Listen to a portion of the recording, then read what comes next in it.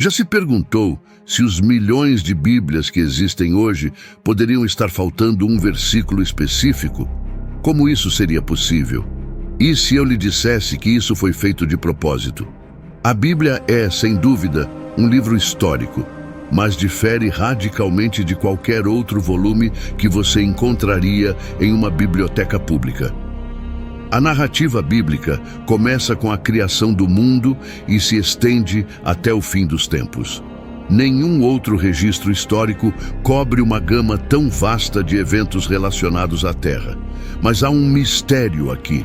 Ninguém estava presente no início para testemunhar e documentar esses acontecimentos. Portanto, como alguém poderia escrever com autoridade sobre o começo de tudo?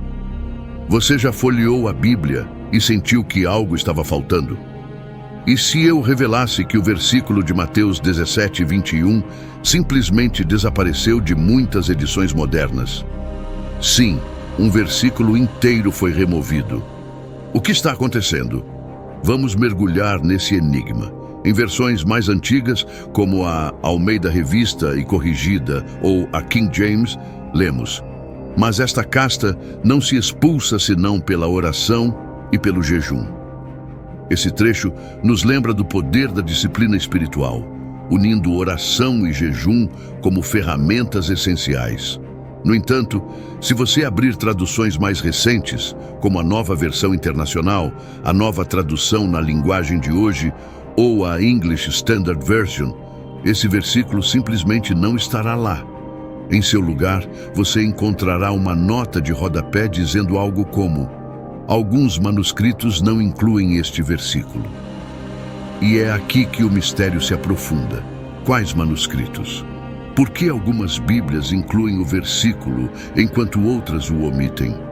Isso significa que não podemos confiar na Bíblia? As coisas ficam ainda mais intrigantes quando voltamos no tempo. A Bíblia não caiu do céu pronta. Ela foi copiada manualmente, palavra por palavra, ao longo de séculos. O Novo Testamento se baseia em milhares de manuscritos antigos, mas há um detalhe crucial: esses manuscritos não são idênticos. Alguns são mais antigos, outros mais completos, e sim, alguns incluem Mateus 17:21, enquanto outros não. Os estudiosos chamam essas diferenças de variantes textuais. Na maioria das vezes, são pequenas discrepâncias, como uma letra faltando ou uma palavra trocada. Mas em alguns casos, versículos inteiros aparecem em um manuscrito e desaparecem em outro.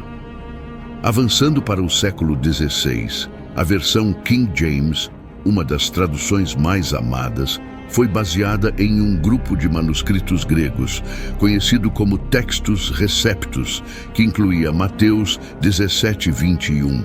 No entanto, no século XIX, estudiosos descobriram manuscritos ainda mais antigos, como o Codex Sinaiticus e o Codex Vaticanus, datados do século IV. Esses manuscritos não contêm o versículo em questão.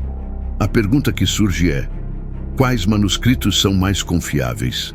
Aqueles que incluem o versículo ou os que o omitem? Aqui reside o cerne do debate.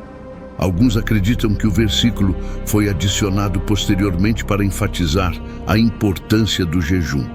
Outros argumentam que ele foi acidentalmente omitido nos manuscritos mais antigos. O impacto disso é profundo, pois esse versículo influencia diretamente como encaramos a batalha espiritual. E não para por aí. Mateus 17:21 não é o único versículo que desapareceu. Há outros, como Mateus 9:20, João 5:4 e Atos 8:37. Tomemos João 5:4 como exemplo. Na Almeida Revista e Corrigida, lemos: "Porque um anjo descia de vez em quando ao tanque e agitava a água, e o primeiro que entrava no tanque depois do movimento da água era curado de qualquer enfermidade que tivesse." Mas na Nova Versão Internacional, o texto salta do versículo 3 direto para o 5. Antes que você entre em pânico, deixe-me esclarecer. Isso não é uma conspiração para reescrever a Bíblia.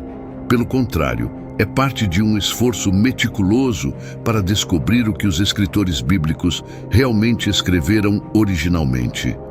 Durante 1500 anos, enquanto a Bíblia era copiada e recopiada, alguns escribas anotavam observações nas margens. Essas notas tinham o objetivo de explicar passagens difíceis ou adicionar detalhes. Estudiosos modernos, utilizando os manuscritos mais antigos disponíveis, acreditam que esses versículos não faziam parte da Bíblia original. Por isso, as traduções mais recentes os omitem ou os colocam em notas de rodapé. Mas espere, isso significa que a Bíblia foi alterada? Devemos nos preocupar com a confiabilidade das Escrituras? De forma alguma. Na verdade, isso demonstra o cuidado meticuloso dedicado à preservação da Palavra de Deus. Críticos textuais, especialistas que estudam manuscritos antigos, usam ciência e história para garantir que estamos lendo o que foi originalmente escrito. E aqui está o mais surpreendente. Mesmo com esses versículos ausentes, a mensagem central da Bíblia permanece inalterada. Doutrinas como a salvação, a ressurreição de Jesus e o amor de Deus continuam perfeitamente intactas. A Bíblia é mais do que um livro, ela é a mensagem de amor e redenção de Deus. Outro exemplo intrigante é João 7:53, a história da mulher pega em adultério. Essa passagem, encontrada em João 7:53 a 8:11, tem causado debates acalorados ao longo dos anos. A grande questão é, ela é autêntica? O apóstolo João realmente escreveu essa história ou foi adicionada posteriormente?